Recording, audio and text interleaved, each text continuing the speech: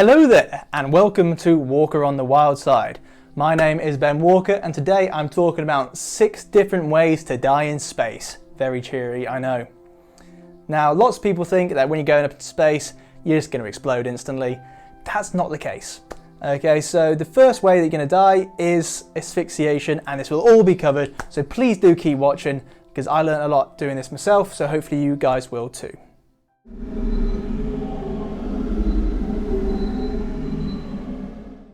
Now the first thing that will be killing you in space is asphyxiation. That's basically just when your brain is deprived of oxygen. Now lots of people think, oh, you're going to space without a spacesuit, you're going to explode. But that doesn't happen. What happens actually is your blood's got enough oxygen flowing around for about 15 seconds of brain activity. So for those 15 seconds you will be fully conscious, and after that you're going to blackouts essentially. And then of course comes death. But it's not quite as grim. Your body can handle the void of space much better than people actually realise. The only time that people have been exposed to the void is in 1971, where 3 Soviet cosmonauts, actually their pressure valve on their spacecraft failed, at which point they were all exposed to the void of space at only 106 miles above the Earth's surface. Now obviously when they came back down it's quite a grisly picture for people once they opened up that spacecraft, and those are the only people who have ever experienced what that's like, and obviously they didn't really experience it for long. Now number 2 on the list is the one that people's minds normally go straight to, is depressurization. Now of course everyone expects you to just instantly blow up when you get into space, but that's not the case because your skin is actually almost airtight, which means that it can actually survive the pressure of 1 atmosphere and you'll be without that atmosphere in space.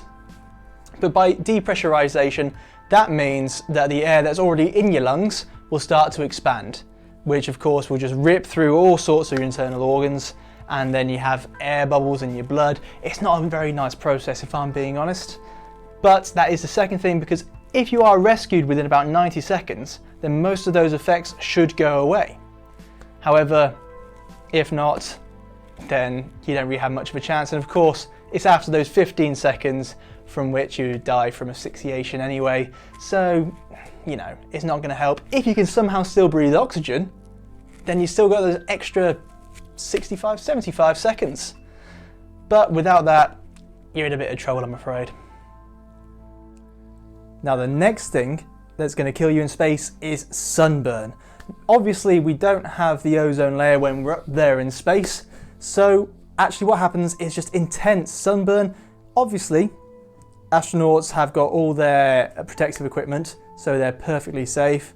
However, if you don't have that, then you get all kinds of things, and it's so much more extreme, so skin cancer, cataracts, or just general pain. This is of course assuming that you can survive the first 2, which isn't a fair assumption if we're being honest, but it still would be exceptionally painful. Now the next way that space would manage to kill you is actually quite similar to sunburn. It's cell damage from radiation. Now as we know, there is quite a lot of radiation up in space because pretty much everything gives off different levels of radiation, and there is no ozone to protect us up there. In fact, to get the equivalent protection as we do from the ozone, an astronaut would have to have metal walls at least 3 feet thick to protect them from that radiation, and that's basically the equivalent if you're just floating along out there in space. A probe actually went up and it measured how much radiation would an astronaut get from a trip to Mars. So over that 253 days, that's the equivalent of getting a CT scan every 5 or 6 days. That's quite intense. Now obviously this cell damage can cause horrific damage to just your body in general, your genetic makeup, all that kind of stuff. So it's best avoided if possible, and with all the protection that astronauts have, it does generally help quite a bit. The next thing that's going to kill you in space is probably going to be space junk. Now this is just lots and lots of debris that's floating around all around the Earth. Now just around the Earth there's around 500,000 bits of debris just floating around out there, And that's the ones that NASA can actually pick up, because of course there's going to be bits that are even smaller that it just can't detect. Now, if you've seen the film Gravity, you would have seen this film of absolute devastation caused by junk, and these are all relatively large bits, and that's a very real possibility. A few years ago, astronauts on the ISS had to take shelter because space junk was just moving near them. They didn't quite know where it was going to end up. Ended up being about 6 miles away from the station. Now, if it had gone into the station, that would have been absolutely catastrophic. Fortunately, there were small lifeboat type vessels inside the ISS built to protect astronauts. In fact, there was a space shuttle that went up, and when it came back down, the windows had to be replaced because they'd been so badly damaged by what was found out to be just flecks of paint floating around. And the fact that tiny flecks of paint can cause that much damage to need replacing it on the windows, it doesn't even bear thinking about what a large chunk could do. Now, the final deathly fact I'm going to be covering in this video is dust, space dust. Now, lots of people don't really think that this is going to be a problem. You know, it's the void of space, there's not going to be that much dust, but the void is actually full of all sorts of different particles. But primarily this is for when we start visiting other planets or moon-like objects.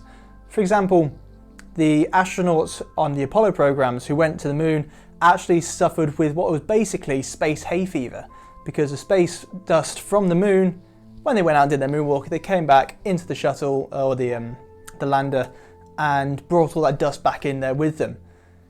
Now, that's just on the moon. If you start going to planets like Mars, for example, which has got huge amounts of dust as well, then it's going to be very hard to keep all this dust away from the astronauts in general, to be honest. It will be able to come back into the habitats, and that can present a very real problem. So if you're out there with no protection, you're going to be breathing all this in, as if you can breathe anyway. You're going to be taking in all of this dust, and it will be fatal in the long term.